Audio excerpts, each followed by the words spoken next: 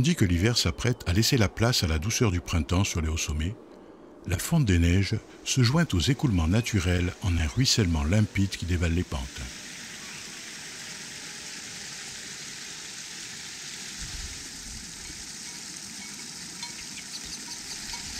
Ce que la source naissante ne sait pas encore, c'est qu'elle entreprend un extraordinaire voyage dont l'itinéraire tourmenté la conduira jusqu'au rivage d'une île à nulle autre pareille, la Corse.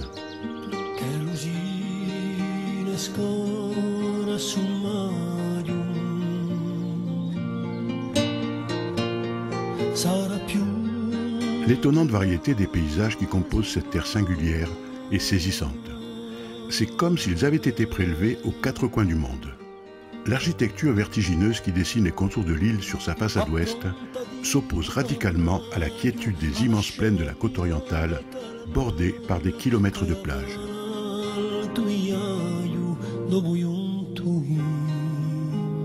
Cette terre qui culmine à 2706 mètres avec le Monte Cinto et dont 120 sommets s'élèvent à plus de 2000 mètres, est peuplée de femmes et d'hommes dont l'activité est souvent héritée de leurs ancêtres. Culture, savoir-faire et tradition revêtent ici une importance viscérale.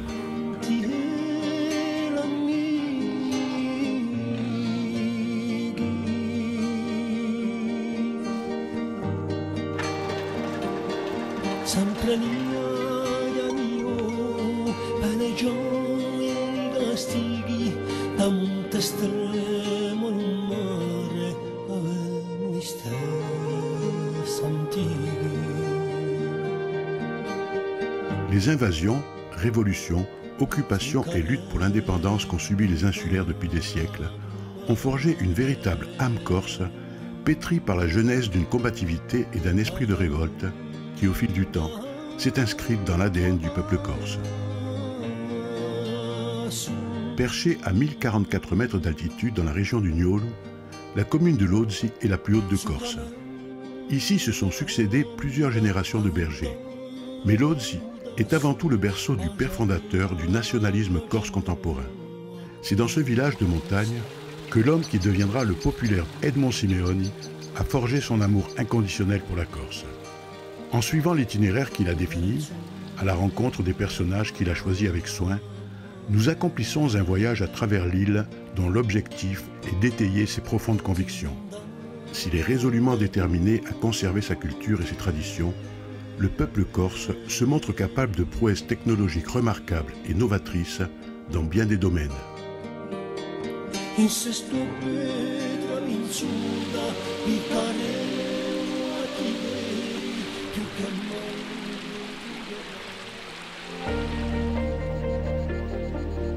Isolée des grands continents, la Corse est riche d'une préhistoire particulière.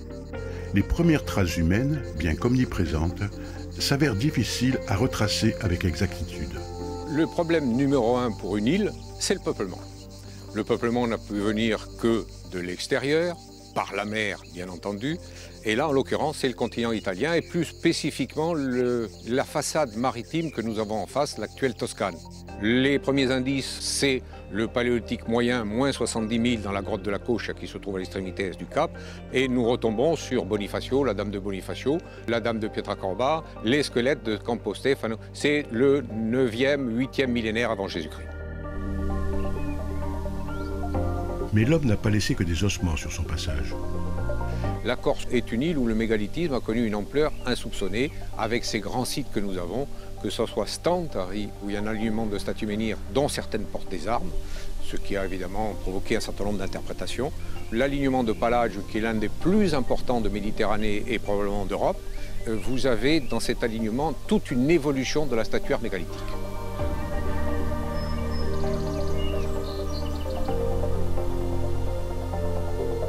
Sur les 46 dolmens recensés en Corse, celui de Fontanaccia, situé près de Sartène, est une véritable œuvre d'art. Le dolmen, c'est une tombe, c'est un lieu de sépulture, très souvent réutilisé, et la sépulture marque l'idée de séparer les morts des vivants et participe au problème de l'au-delà et de la survie dans l'au-delà. Beaucoup plus proche de nous, le site d'Aléria porte la trace des civilisations classiques qui s'y sont succédées au cours du 1er millénaire avant Jésus-Christ. Les Phocéens, les Étrusques Et enfin les Romains. Les Romains s'installent sur Alalia qui devient Aléria, réaménagent une ville qui est une ville qui n'est pas classique mais qui a un certain nombre de structures architecturales, en particulier un forum, des temples, des habitations. Et il y a là donc tout ce qui caractérise une capitale de province romaine.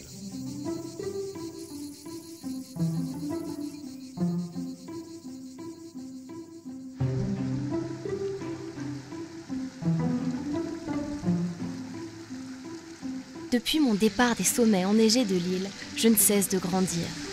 Rejointe par d'autres sources, je prends du volume et de la vitesse. Il faut dire que la pente prononcée du relief accélère ma chute.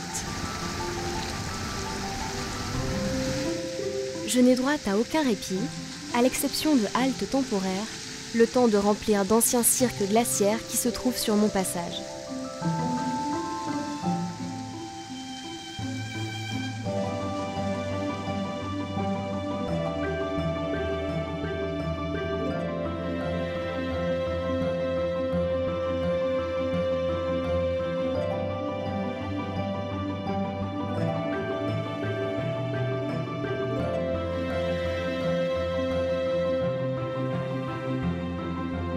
C'est au-dessus du village de Socia, dans le massif du Monte Rotondo, que je compose le lac le plus photogénique de l'île, Ula Boakren.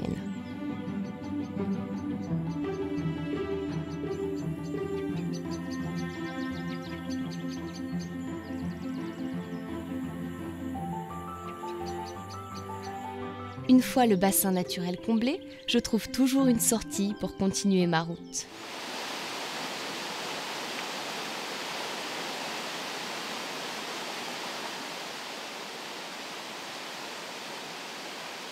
Par endroits, le dénivelé prononcé me transforme en torrent. C'est l'occasion de profiter du bouillonnement pour m'oxygéner avec délice. Lorsque la montagne chute brutalement, je n'ai d'autre choix que de me jeter dans le vide pour devenir cascade. Entre nous, j'adore ça.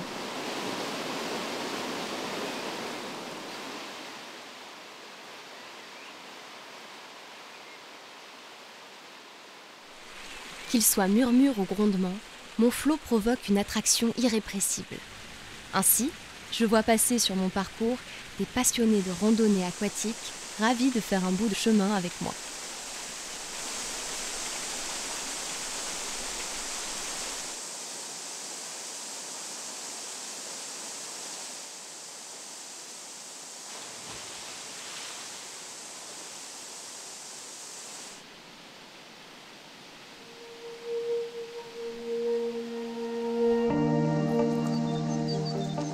D'autres passionnés sont davantage intéressés par la capture de créatures que j'héberge secrètement dans l'ombre de mon lit.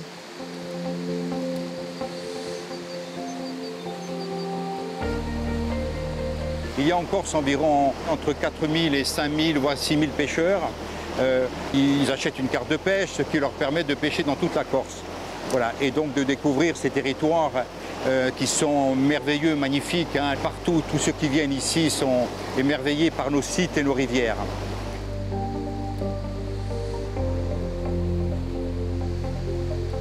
Si Antoine et Anthony sont de fervents adeptes de la pêche en eau douce, il n'en demeure pas moins d'ardents protecteurs de la nature, car une fois capturés, leurs prises sont systématiquement remises en liberté.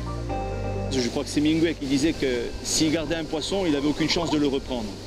Donc moi je pars du principe que quand je le relâche, ce poisson, je vais pouvoir le reprendre. En fait, mon jouet, si je le casse, ça sera impossible de continuer à jouer avec. On a vraiment des eaux d'une pureté incroyable avec des poissons sauvages. On est dans un paradis pour la pêche. Tous les gens que j'ai fait venir pêcher ici, des gens qui sont comme nous avec des racines très fortes, des Jurassiens, des Pyrénéens, qui me disent « Anthony, franchement, je suis attaché à mon pays, mais le seul pays où je pourrais venir vivre, c'est chez vous avec vos rivières. »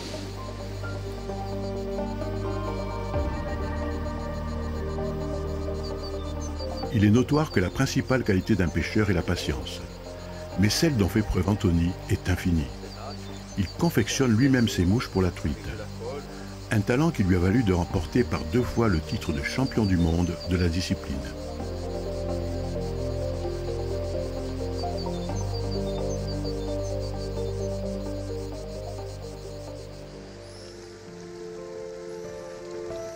Quel plaisir de contempler le foisonnement végétal qui longe les berges de mon lit.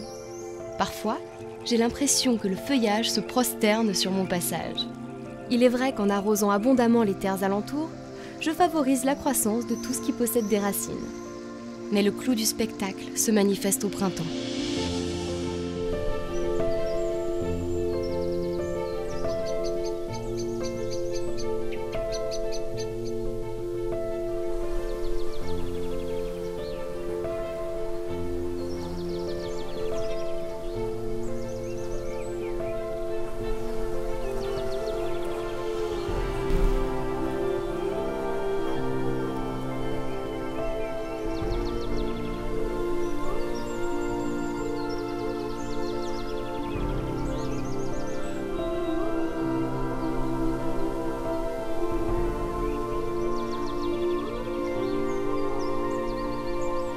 C'est en prenant de la hauteur que l'on découvre l'ampleur de la couverture végétale qui s'étend sur l'île.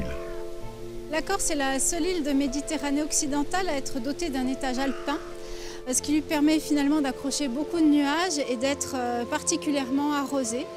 La végétation et la forêt ne cessent de regagner du terrain en Corse, ce qui en fait une des régions les plus boisées de France.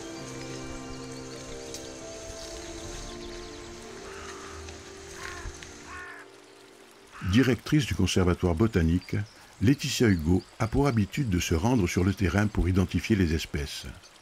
Aujourd'hui, on lui a signalé la présence d'une variété de genêts potentiellement endémique de l'île. L'insularité de la Corse fait qu'on a un certain nombre d'espèces endémiques, 149 espèces qui ne se trouvent qu'en Corse et nulle part ailleurs.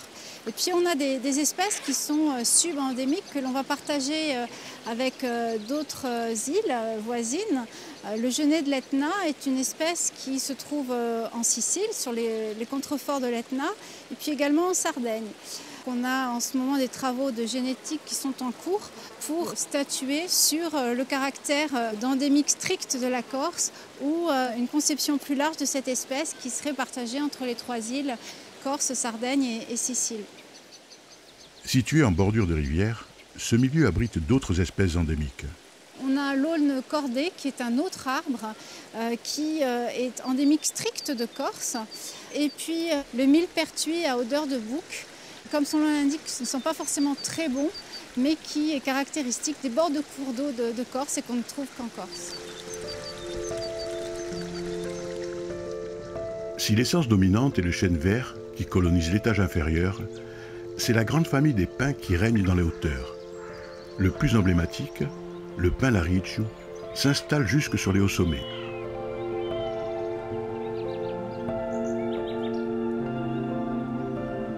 Cette forêt finalement nous protège face aux changements globaux puisqu'elle va permettre de temporiser soit les tempêtes, soit les excès de sécheresse. Et ça, c'est quand même quelque chose qui est important et essentiel pour l'avenir.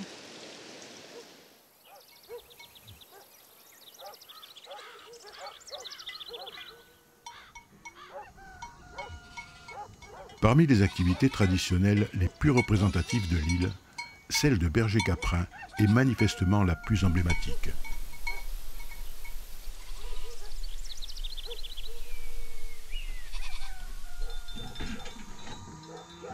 Pour ce jeune berger du Sartenay, la journée commence à 6 h du matin.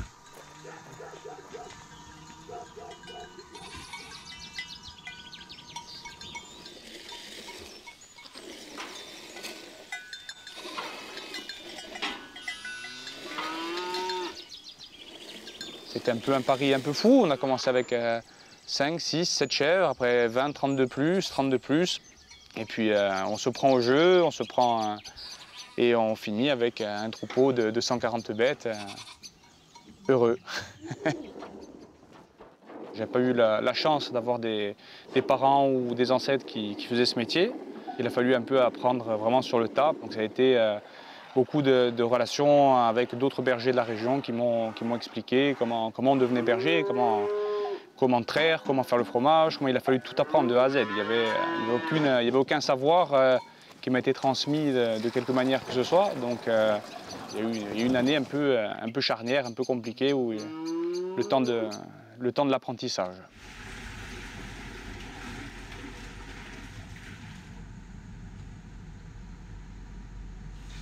Répétant les gestes immémoriaux transmis de génération en génération, usant d'un savoir-faire inchangé depuis des siècles, Xavier fabrique les mêmes broches et les mêmes fromages dont se régalaient ses lointains ancêtres.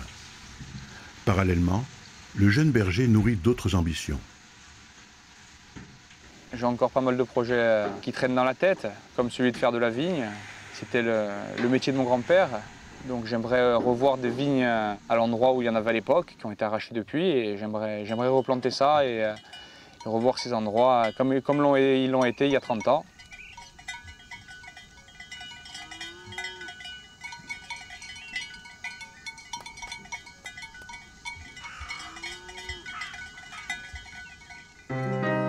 Alba in egoro teniele.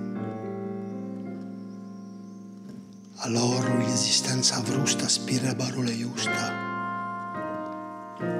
Sotto una gol traigianto stile.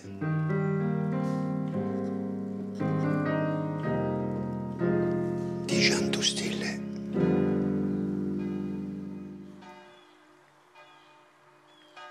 À l'instar de la plupart des régions pastorales et agricoles, la parole fut longtemps l'unique moyen de communication. Mais quand il s'agit de transmettre durablement les émotions, c'est par le chant que les échanges se perpétuent véritablement. 3, 4.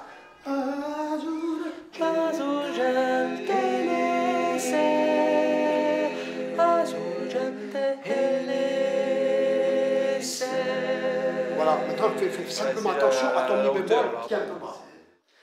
Di lacrima franca si spera stanca, adirente sia sorgente,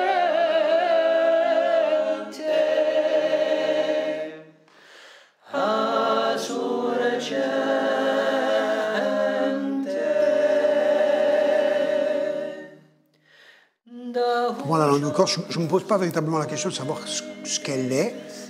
Elle fait partie de moi depuis toujours, depuis mon plus jeune âge. Et c'est pour moi le moyen d'être moi-même, tout simplement.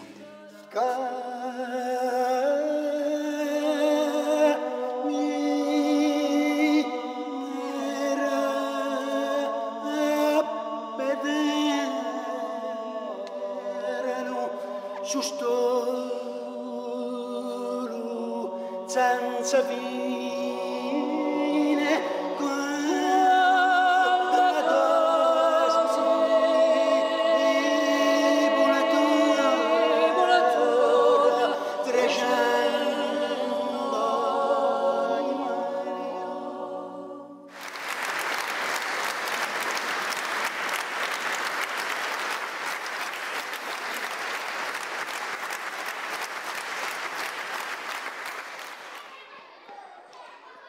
Empreinte indélébile de l'histoire de l'île, la langue corse est enseignée dès l'école primaire. Allora, Medagli, quale sue un nome, l'infinitivo, d'ogni verbo congiugato. D'accordo? Tanto, aspetta. Aspetta. C'est la 5e année consécutive que les élèves de cette classe de CM2 étudient la langue corse. Les enfants ont cette conscience que le corse disparaît, se parle de moins en moins. À l'école, nous le parlons, c'est un outil de communication. Dans les familles, on l'entend. Et ils ont ce désir de faire sortir le corse de l'école, de faire sortir la langue de l'école et de lui redonner sa véritable fonction, qui est de communiquer. In piazza a Ubaele i zideli giocano a piastra e due squadre sa toc a toc. E Martin, detto il magone, annarba a tutti a volta di misura, di riflet, di passare tra o tondolo e piastre. El non è mai deciso.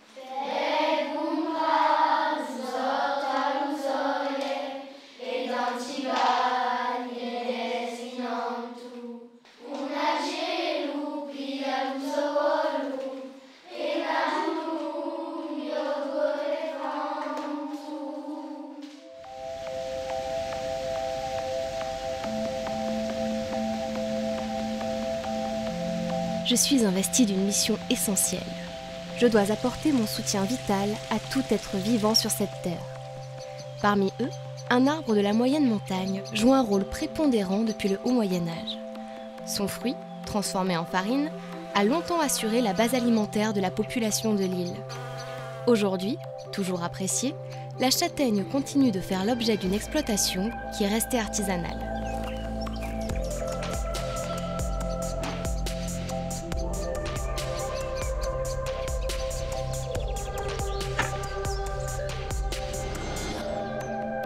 Implanté en Castagniccia, au pied du mont San Pedrone, le village de San Lorenzo est un des hauts lieux de la castanéiculture insulaire.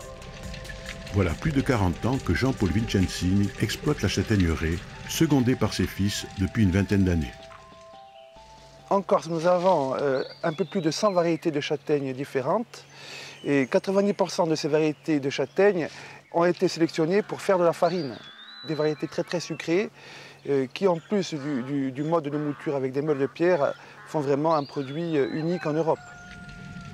Séchées au feu de bois de châtaignier durant 3 à 4 semaines, les châtaignes sont ensuite débarrassées de leur peau par un battage mécanique.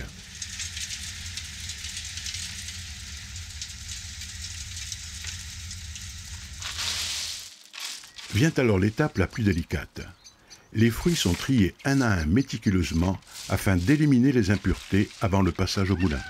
Ma famille exploite des châtaigniers ici depuis plusieurs générations.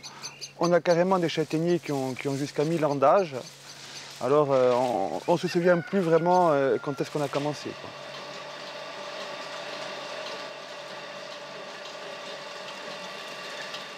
Broyés entre 2 grandes meules de pierre, les fruits séchés sont pulvérisés très lentement, produisant une farine ambrée dont l'extrême finesse libère un arôme inimitable.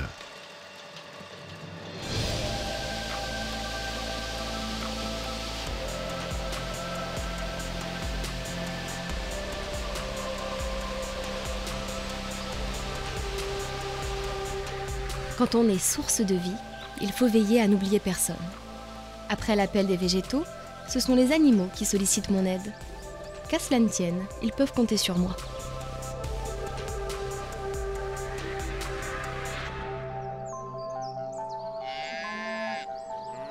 À première vue, ce troupeau de vaches n'a rien de particulier. Mais si l'on y regarde de plus près, le motif zébré qui habille le pelage de ces bovidés est inhabituel. J'ai essayé de développer une très vieille souche corse que j'ai appelée la vache tigre, puisque c'est une marque que j'ai déposée.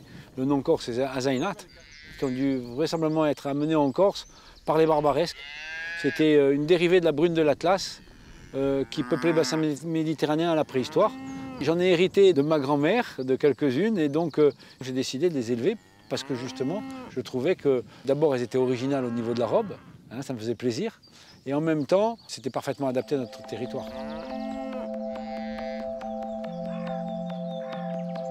Un territoire qui totalise 750 hectares de plaines et de collines parfaitement entretenues, offrant à son troupeau un pâturage bienvenu.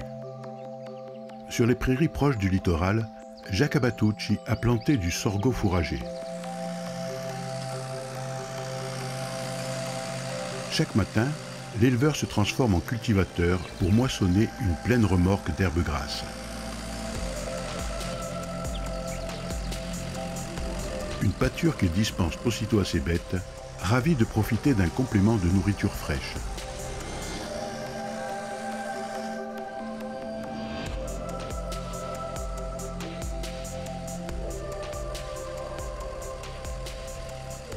Toute la production de l'alimentation du bétail, toute la production de la ferme est produite sur la ferme.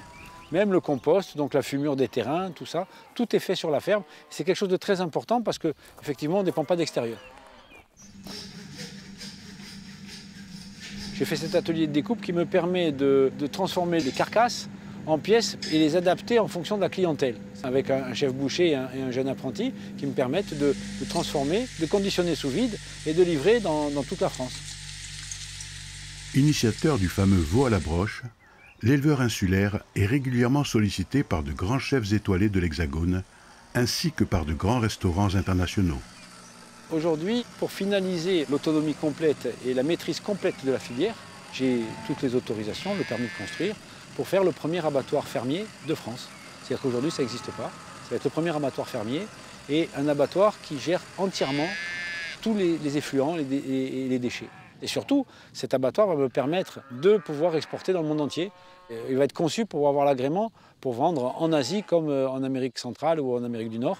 Et ça, c'est très important pour moi parce que ça va donner une capacité d'extension de l'exploitation énorme.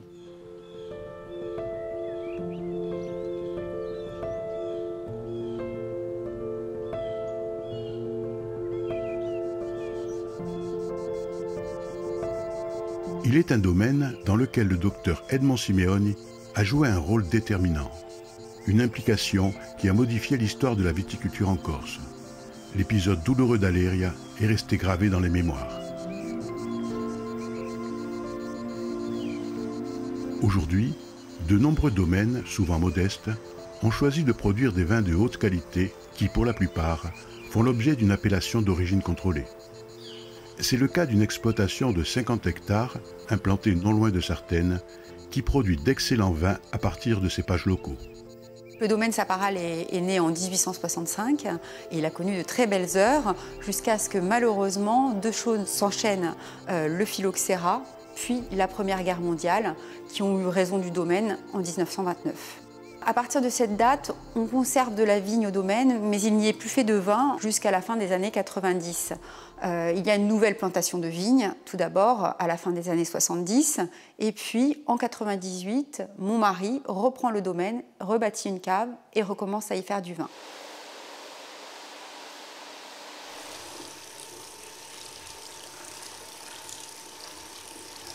Conservé judicieusement dans cuve inox ou fût de chêne pour la fermentation, le vin est ensuite élevé dans le chai à barrique où il fait l'objet d'une surveillance rigoureuse.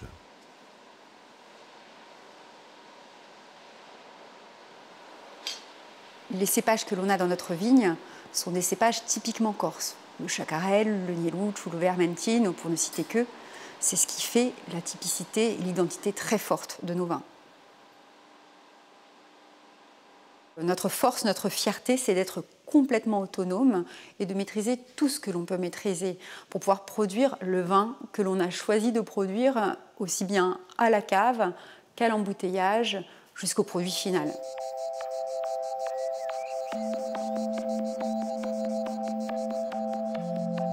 Si j'en crois la modification du paysage, j'ai le sentiment que mon parcours terrestre arrive à son terme. Plus question de dévaler du haut des falaises. Ici, je serpente paresseusement au soleil et je prends le temps d'irriguer copieusement la vaste zone de cultures agricoles. C'est tout naturellement sur ces plaines fertiles qu'est cultivée une arboriculture fruitière variée où prédominent les agrumes.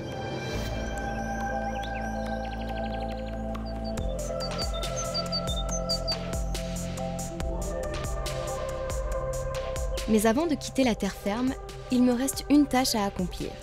Un passage obligé par les grandes étendues lagunaires qui bordent le littoral oriental de l'île et que l'on appelle les étangs. Au sud de Bastia, l'étang de Biguglia, classé en réserve naturelle, est le rendez-vous de plus de 250 espèces d'oiseaux aquatiques. L'étang d'Urbino, quant à lui, est davantage tourné vers la pêche, pratiquée à l'aide d'une sorte de nasse appelée verveux, avec laquelle on capture divers poissons, dont la dorade et le loup. Atteignant 11 mètres, l'étang de Diane est le plus profond de Corse. C'est sur ces berges qu'est installée la plus ancienne entreprise conchilicole de l'île.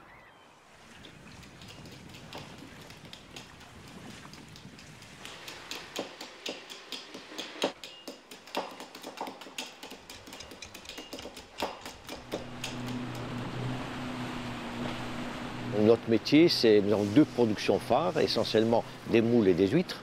Nous fournissons le marché local presque exclusivement. Donc des moules, on fait à peu près 520-500 tonnes de moules an. Et des huîtres, nous en faisons à peu près 30 à 40 tonnes. Mais il y a une huître endémique à l'étang de Diane, qui est une huître plate, qui était déjà cueillie, ramassée par les Romains à l'époque et exportée à Rome, il y a déjà 2000 ans. Et nous avons voulu un petit peu relancer cette production qui est très particulière. L'huître plate européenne, Ostrea udulis, existe à l'état naturel sur les fonds vaseux de l'étang, mais en trop faible quantité pour être exploitée rentablement. Pour pouvoir réhabiliter l'huître plate, Il a fallu s'adosser, bien sûr, puisqu'on avait choisi d'en faire la reproduction, à un organisme scientifique qui est Stellamar, qui est une antenne de l'université qui est spécialisée dans les produits de la mer. Et effectivement, ils ont réussi en quelques années à maîtriser la reproduction de l'huître endémique de l'étang de Galles. À la sortie des closeries, l'huître elle a une taille très petite, c'est-à-dire de quelques millimètres, et pendant plusieurs mois, elle est quand même relativement fragile. Donc on développe une zootechnie pour l'élevage et on a opté à 2 étapes différentes. La première étant, pendant les premiers mois, de bien la protéger des prédateurs naturels que l'on trouve dans l'étang.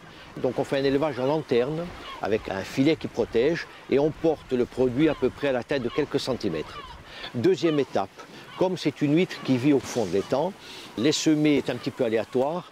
Il faut les semer mais en protégeant. Donc nous avons des zones particulières où nous avons mis un filet de protection et le semis se fait très facilement et la récolte se fera quelques mois après. Ainsi, l'ostréiculteur devrait proposer très bientôt sur ses étals l'huître plate dont se régalaient les Romains de l'Antiquité.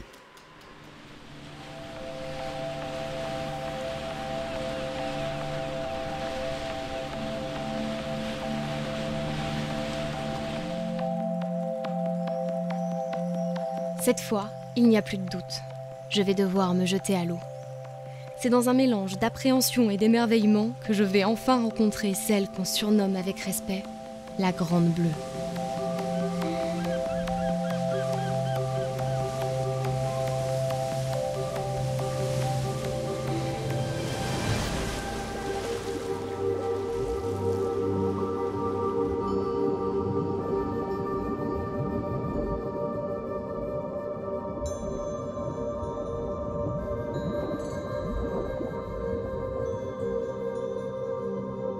En se poursuivant sous la surface, l'île procure un habitat exceptionnel aux créatures marines.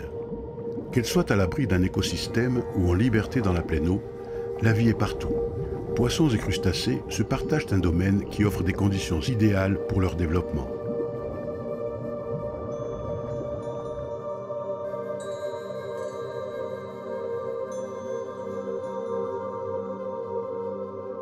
Cette profusion de ressources représente une manne pour la pêche professionnelle. Mais sur cette île, que dessinent 1000 km de côte, on ne compte qu'un peu plus de 200 pêcheurs professionnels exerçant un métier dont les méthodes de capture sont restées artisanales.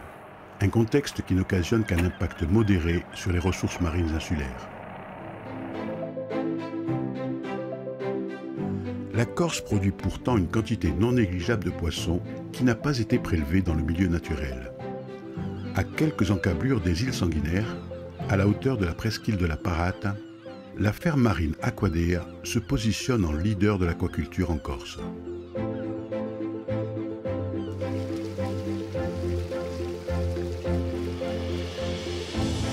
Ici, depuis 30 ans, on élève et on produit 3 poissons.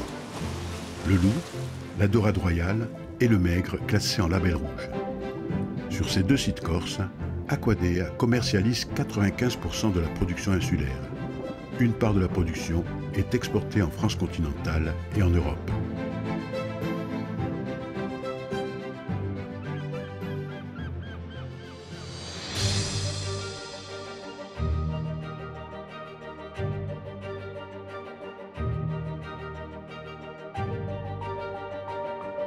Conscients de la fragilité des écosystèmes marins, les Corses mettent en place l'une des premières réserves marines françaises en 1975. Située entre Porto et Calvi, la réserve naturelle de Scandola est implantée dans une portion du littoral entièrement sauvage. Ce paysage exceptionnel est le fruit d'une éruption volcanique survenue il y a 250 millions d'années. En témoignent les ores gryolithiques de la Punta Palazzo, alignement régulier de la roche, engendré par le brusque refroidissement de la lave lors de l'explosion minérale. Un phénomène qui, pour partie, justifie l'inscription de la région au patrimoine mondial de l'humanité. Chargé d'appliquer la réglementation, Jean-Marie Dominici patrouille quotidiennement dans la réserve depuis près de 40 ans. Cette réserve, déjà, elle a un caractère exceptionnel au niveau de son ancienneté. Elle date de 1975, elle a double vocation réserve terrestre et marine.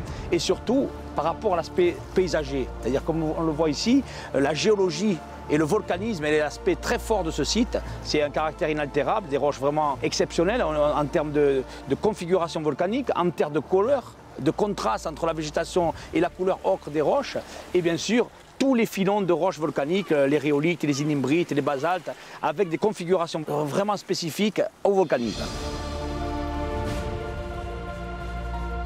La diversité minérale du rivage de la réserve naturelle de Scandola évoque une gigantesque galerie d'art à ciel ouvert.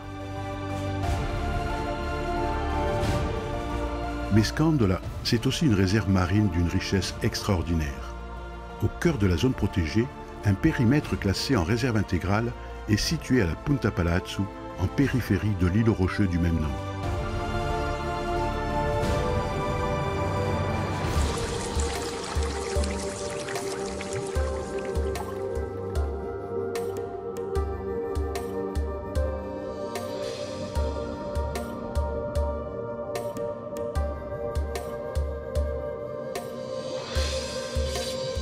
Outre l'extraordinaire densité de vie qui évolue dans les eaux limpides de la réserve, c'est la familiarité des poissons qui surprend. Il est clair que les habitants de la réserve ne subissent pas l'impact de la pêche.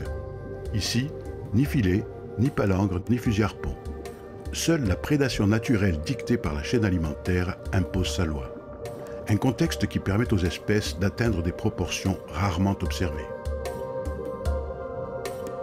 Vous avez des espèces qui ont un âge canonique, qui est pratiquement l'âge de la réserve, qui fait que nous avons des grandes tailles de poissons. Le standard que vous pouvez imaginer scientifique, c'est-à-dire 10-15 ans, aujourd'hui c'est des standards d'âge qui sont 30 ans et au-delà.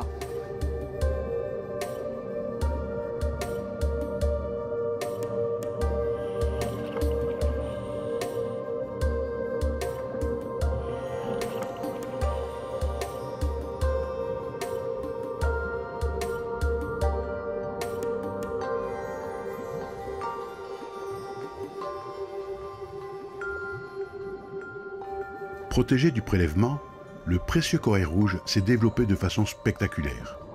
Une aubaine pour la communauté scientifique qui profite d'un environnement idéal pour étudier la croissance d'un animal que l'exploitation excessive met en danger.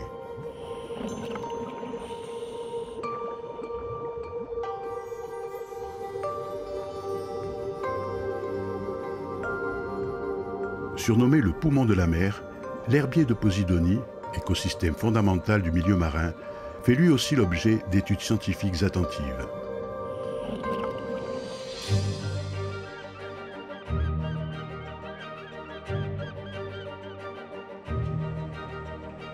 Inévitablement, l'attrait que suscitent les paysages grandioses de Scandola menace la pérennité de cet Éden fragile.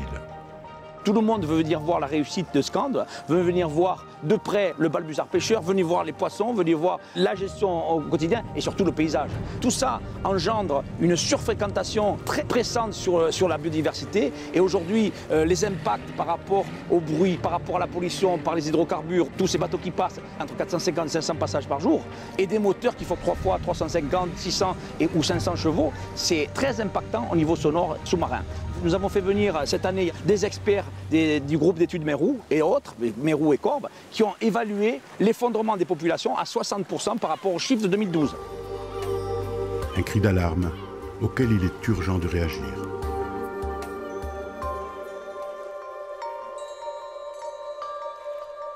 La meilleure façon de préserver un environnement est de sensibiliser les plus jeunes à sa fragilité.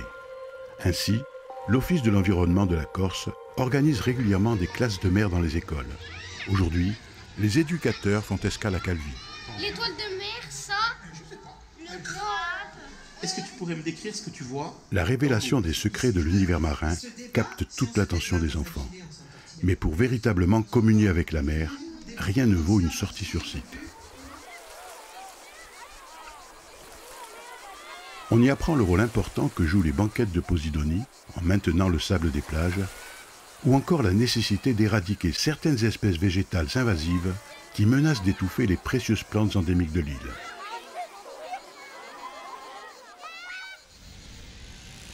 Dans un tout autre domaine, ce sont également des enfants qui se réunissent ponctuellement sur la place Saint-Nicolas de Bastia.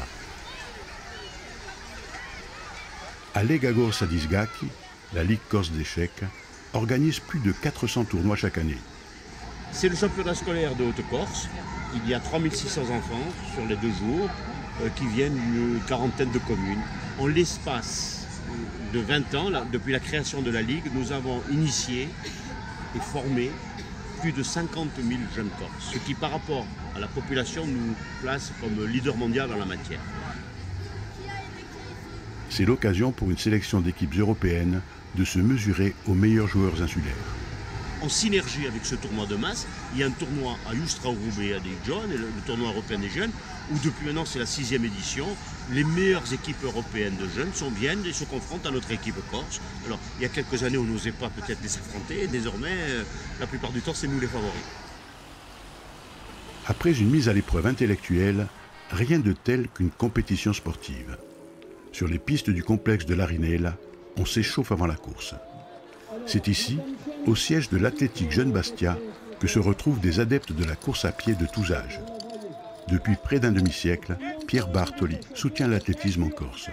La Corse est certainement une des régions françaises, si ce n'est la région française la plus sportive, puisque pour à peu près 360 000 habitants, on compte plus de 70 000 licenciés dans les différentes disciplines que comporte le sport, ce qui est faramineux. Tout de rouge vêtus, les jeunes compétiteurs impatients gagnent la ligne de départ. Et c'est parti.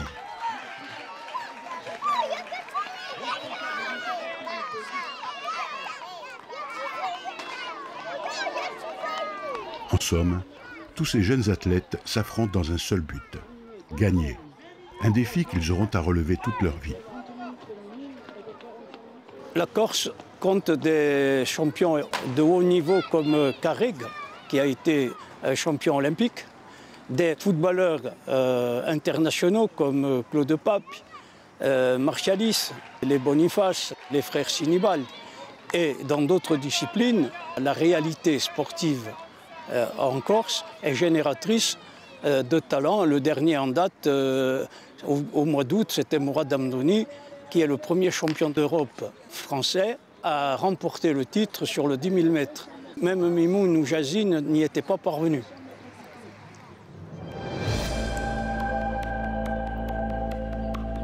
La Corse n'engendre pas que des sportifs de haut niveau. Implantée au centre de l'île, l'Università Pasquale Baoli forme régulièrement des étudiants destinés à occuper de hautes fonctions. L'Université de Corse date de 1765, date à laquelle Pasquale Baoli a décidé d'émanciper le peuple corse par la culture, par la connaissance, Studia et Liberta. Suite à quoi, pendant quelques années, ça a bien fonctionné, jusqu'à ce que l'histoire rattrape notre université qui a dû fermer pendant près de 2 siècles. En 1981, c'était donc la renaissance de cette université, donc ça fait 30 ans maintenant, un peu plus de 30 ans, qu'on a donc réouvert avec les 2 campus, la création de 2 campus, Campus Mariani et Campus Grimaldi. Chargée de mission des relations internationales, Flora Mattei est professeure agrégée de génie civil au sein de l'école Paolitech. Paolitech, c'est une école d'ingénieurs, la seule école d'ingénieurs que l'on a en Corse, qui est spécialisée en énergétique avec 2 filières. Donc il y a les Smart Grids et Smart Buildings. Spécialités que l'on développe dans nos locaux sur le campus Grimaldi et qui sont génie de l'habitat, qualité environnementale d'une part, et puis également le côté plus énergie renouvelable, réseau électrique intelligent.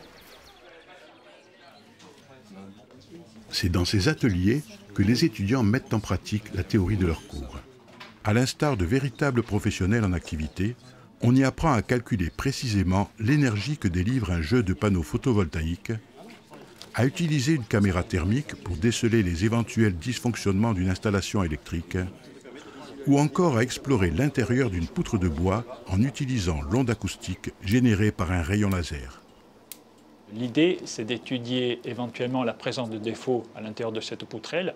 Pour ça, on utilise une source d'impulsion avec un laser d'impact. Et donc, une onde acoustique va se propager dans la poutrelle et on va faire la mesure à l'autre extrémité de la poutrelle avec un vibromètre laser qui, lui, va mesurer le déplacement ou la vitesse vibratoire normale à la poutrelle.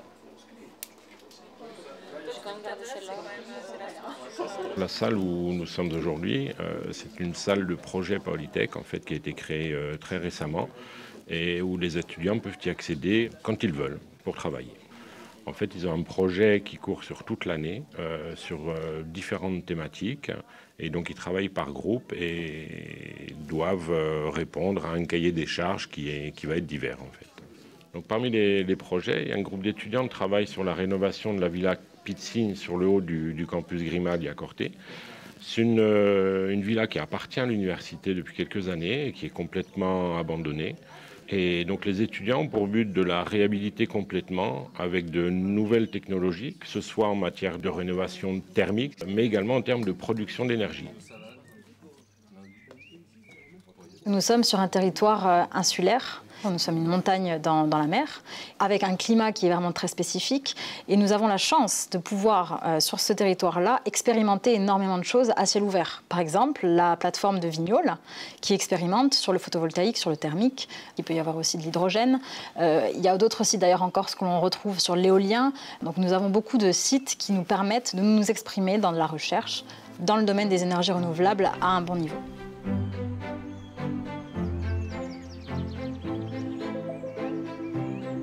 Nous sommes au centre scientifique de Vignoles, centre rattaché à l'Université de Corse, qui déploie des actions de recherche dans le domaine des énergies renouvelables. Domaine à enjeu très important, enjeu majeur sur un territoire comme la Corse, puisque nous traitons de la problématique énergétique des îles, mais aussi des zones non interconnectées à l'échelle nationale, voire internationale. La plateforme de Vignoles a pour objectif fondamental de produire une énergie 100% écologique. Pour générer de l'électricité verte, propre, décarbonée, on va utiliser les sources renouvelables d'énergie que sont le soleil ou le vent. Pour que le système soit performant, il faut pouvoir stocker l'énergie pour ensuite la redistribuer à la demande. Un processus qui utilise une chaîne hydrogène composée d'un électrolyseur et d'une pile à combustible. Les panneaux photovoltaïques génèrent de l'électricité. Cette électricité sert à casser la molécule d'eau en hydrogène et en oxygène à travers ce qu'on appelle un électrolyseur. Lorsque l'opérateur EDF a besoin d'énergie, on recombine cette eau à travers une pile à combustible, c'est-à-dire que l'hydrogène et l'oxygène est recombiné en eau et surtout génère de l'électricité pour alimenter les foyers. À l'heure actuelle, il n'y a aucune plateforme qui intègre une chaîne hydrogène, donc avec du photovoltaïque, avec des blocs technologiques comme l'électrolyseur, la pile à combustible et ces stockages hydrogène. Donc MIRT est une plateforme unique au monde.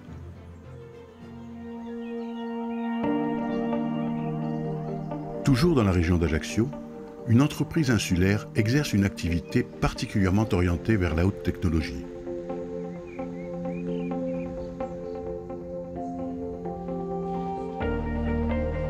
Corse Composite Aéronautique produit des pièces d'avion pour de grandes marques telles que Airbus ou Dassault. Mais la société ajaxienne ne se limite pas à la fabrication de ces pièces complexes.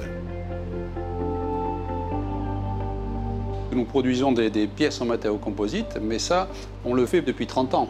Aujourd'hui, notre positionnement, ce n'est pas la production, c'est principalement le développement de solutions qui vont aboutir à la production de pièces. Ça veut dire que l'on développe, on a un bureau d'études qui conçoit la pièce, on calcule la pièce, on va jusqu'à porter la certification de la pièce et on produit à l'avionneur une pièce complète que l'on a développée. Pour répondre au degré élevé de sécurité qu'exige le secteur aéronautique, la CCA a dû s'équiper d'un matériel hautement sophistiqué afin d'assurer une fiabilité maximale à sa production. On a 3 familles de pièces core business, c'est-à-dire cœur de métier de CCA, sur lesquelles nous avons développé de fortes compétences humaines et sur lesquelles nous avons investi des moyens industriels très performants qui nous permettent et de produire ces pièces et de les contrôler. Nous avons par exemple des moyens de contrôle de type robot, contrôle ultrason, c'est-à-dire qu'on va venir contrôler l'intérieur de notre pièce sans la détruire pour vérifier qu'on a bien la santé matière qui est attendue sur une pièce aéronautique.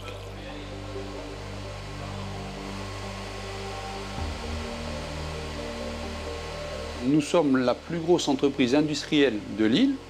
Alors nous, Corse Composite, c'est-à-dire les 200 personnes, mais également nous avons suscité la création d'un pôle autour de Corse Composite qui comprend 6 entreprises Ça fait à peu près 150 personnes supplémentaires qui travaillent pour nous et qui sont nos partenaires et qui nous aident à développer globalement l'ensemble de l'entreprise, du groupe Corse Composite.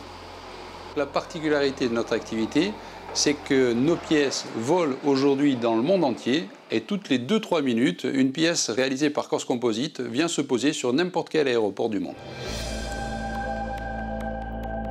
Réunie par un attachement viscéral à sa terre, la communauté corse ne se limite pas aux 330 000 âmes qui résident sur l'île.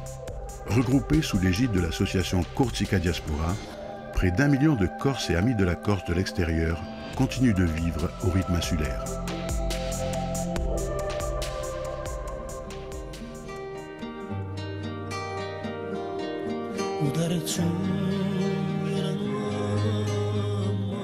Si ce voyage nous a fait découvrir la beauté des paysages de Callisté, il nous a permis de rencontrer un peuple digne, profondément attaché à ses traditions. Un peuple qui n'a rien oublié de l'héritage culturel que lui ont légué ses ancêtres. Un legs inestimable qu'il serait criminel de voir disparaître sous le rouleau compresseur de la société moderne. Pour autant, il est indéniable qu'à travers bien des activités pratiquées sur l'île, la communauté corse se hisse à un niveau technologique avancé, voire précurseur. La conception défendue par le docteur Edmond Simeoni, conférant à la Corse la faculté d'allier sagesse et innovation avec succès, est clairement démontrée. On peut aller de l'avant sans pour cela renier ses origines.